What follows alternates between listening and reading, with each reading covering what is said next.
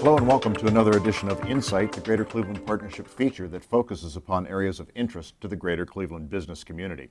I'm Steve Leutner, and joining me today is Marty McCann, Senior Vice President of Advocacy for the Greater Cleveland Partnership. Hi, Marty. Hi, Steve. Marty, the November 3rd election is upon us. Early voting has already started.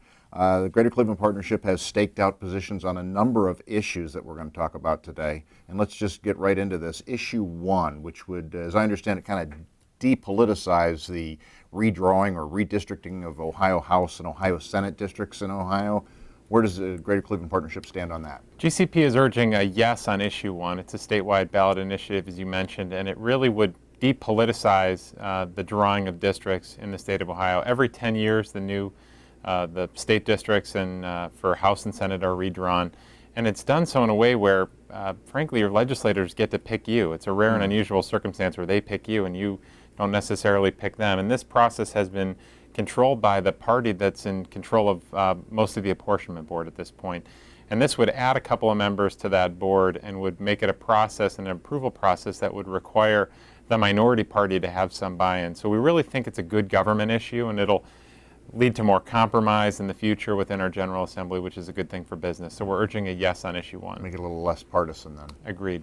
Two other statewide issues, issue 2 and issue 3, they're arguably connected. Issue 2 would limit the ability to form monopolies for economic purposes in Ohio, and issue number 3, of course, calls for the legalization of marijuana in Ohio. Talk about those two, please. Yeah, GCP is urging a yes on issue 2 and a no on issue 3. As you said, issue 2 limits the ability to form a monopoly with constitutional amendments. So you'd still be able to do it, but it would be more difficult to do.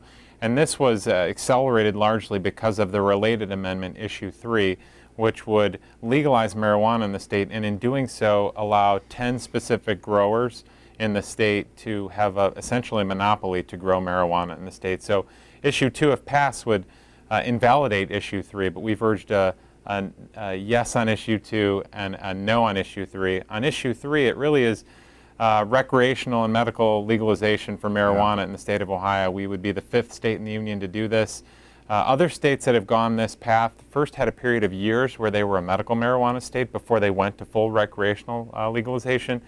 And as we talk to our business members, we really learned that there are some challenges in that space for workforce, for productivity, for a lot of different issues that employers could have with us. And it's just too fast, frankly, and we should take the opportunity to learn from the other states that are going down this path before we make such an important decision in the state of Ohio. So we've urged a no on issue 3. Issue 8, which is a countywide issue in Cuyahoga County, arts and culture. It's not a tax increase. It would renew an existing tax to help arts and culture organizations in the county.